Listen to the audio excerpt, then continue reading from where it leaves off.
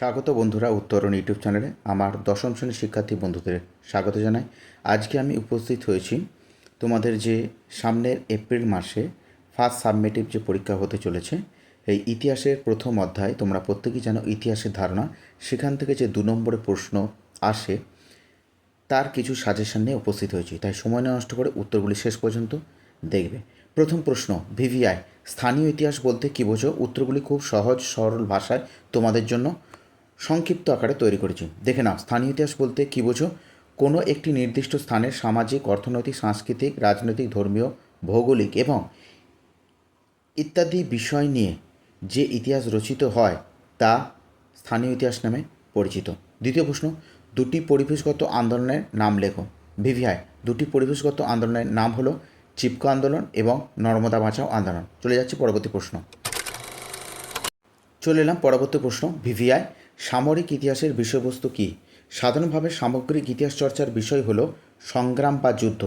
এর বিষয়বস্তু হলো দুই প্রতিপক্ষের সামরিক সংগঠন, যুদ্ধাস্ত্র, যুদ্ধকৌশল, যুদ্ধক্ষেত্র প্রভৃতি। সংক্ষেপে লিখবে বন্ধুরা, নাহলে কিন্তু সম্পূর্ণ উত্তর দিয়ে আসতে পারবে না। চলে যাচ্ছি পরবর্তী প্রশ্নে। চলে এলাম পরবর্তী প্রশ্ন। ভিভিআই নারী ইতিহাসকে কেন ইতিহাসের ক্ষেত্রে আলাদাভাবে গুরুত্ব দেওয়া হয়েছে? উত্তর, ইতিহাসের আলোচনার ক্ষেত্রে আগে কেবলমাত্র পুরুষতান্ত্রিক সমাজ ব্যবস্থা ও পুরুষদের প্রভাব প্রতিপত্তির কথা আলোচনা করা হতো। সেক্ষেত্রে নারীদের সাধারণ অধিকার ও সমাজে তাদের ভূমিকা প্রায় অনালোচিত থেকে গেছে। তাই ইতিহাসের চর্চার প্রক্রিয়াকে পূর্ণতা প্রদানের জন্যই এখন নারী ইতিহাসের উপর গুরুত্ব আরোপ করা হয়েছে। চলে যাচ্ছে পরবর্তী প্রশ্নে।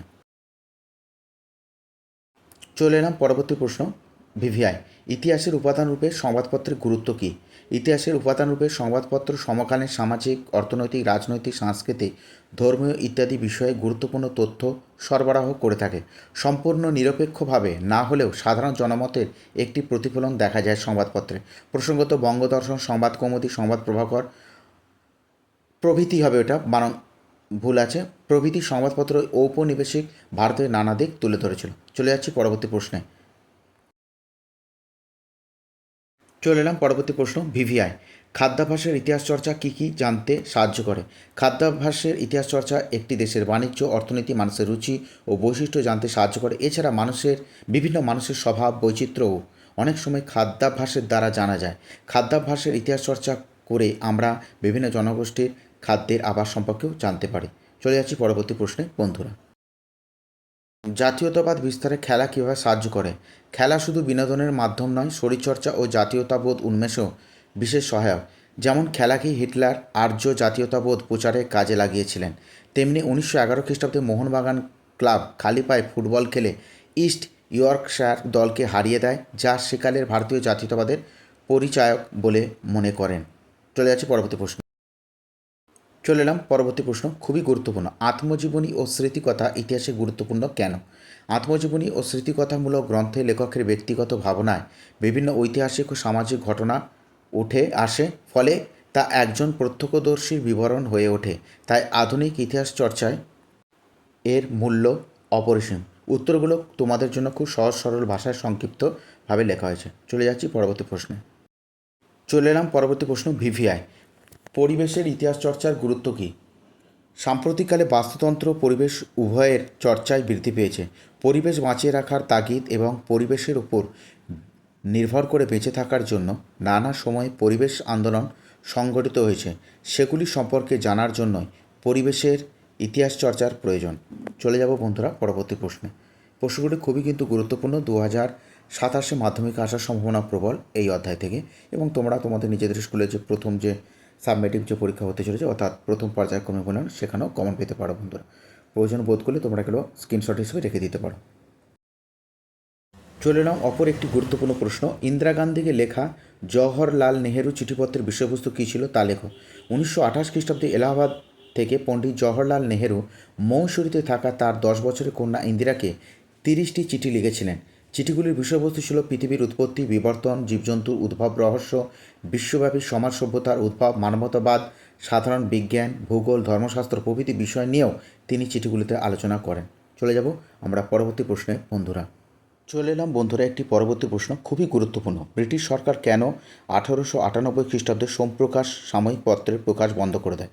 উত্তর, সোমপ্রকাশ পত্রিকাটি রাজনৈতিক দিক থেকে ব্রিটিশ সরকারকে অন্ধভাবে সমর্থন করেনি, বিশেষত ইলবার্ট বিল এর সমর্থন ও দেশীয় ভাষা সংবাদপত্র আইনের বিরুদ্ধে জনমত গঠনে সোমপ্রকাশ গুরুত্বপূর্ণ ভূমিকা পালন করে। সরকার বিরোধী এই সংবাদপত্র প্রকাশের ফলে সোমপ্রকাশ পত্রিকাটি বন্ধ করে দেয়। চলে যাব পরবর্তী প্রশ্নে বন্ধুরা। চলে এলাম পরবর্তী প্রশ্ন। ভিভিআই খুবই গুরুত্বপূর্ণ। সামাজিক ইতিহাস কি?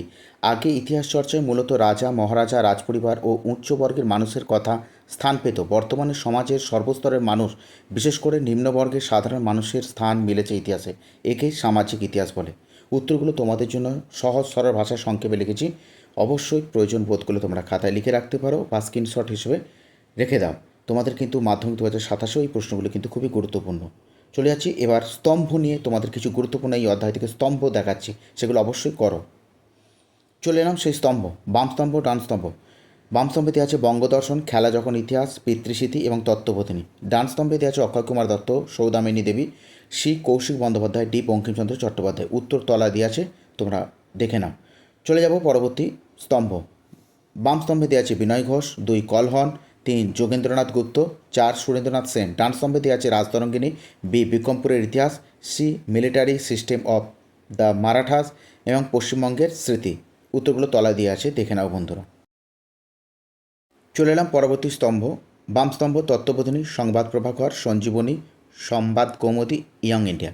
ডান স্তম্ভে বিপিনচন্দ্র পাল, রাজা রামমোহন রায়, কৃষ্ণকুমার মিত্র, ঈশ্বর গুপ্ত এবং দেবেন্দ্রনাথ ঠাকুর। উত্তরগুলো প্রত্যেকেই জানো তোমরা, তলায় উত্তর তোমাদের সুবিধার্থে করে দেওয়া আছে, মিলিয়ে দেখে নেবে বন্ধুরা।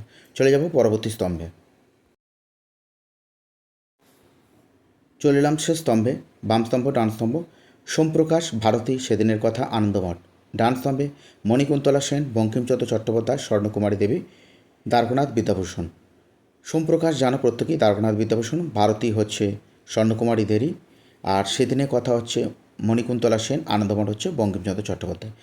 প্রশ্নগুলো অবশ্যই ভালো লাগলে অবশ্যই একটি লাইক এবং সাবস্ক্রাইব করে যাবে। সেই সঙ্গে অনুরোধ করব, এই ইউটিউব চ্যানেলটিতে শর্ট ভিডিওগুলো অবশ্যই দেখো। সেখানে কিন্তু শর্ট প্রশ্ন, এমসিকিউ টাইপ প্রশ্ন সেখানে নিয়মিত দেওয়া হচ্ছে, এবং আগের ভিডিওগুলো অবশ্যই দেখো। এই ইউটিউব চ্যানেলে কিন্তু তোমাদের ফার্স্ট সাবমিটিভ বাংলা থেকে জ্ঞানচক্ষু আয় আরও বেঁধে পেতে থাকি, আফ্রিকা, অসুখী একজন থেকে সাজেশন দেওয়া হয়েছে। ভালো থাকো বন্ধুরা, সুস্থ থাকো, ধন্যবাদ।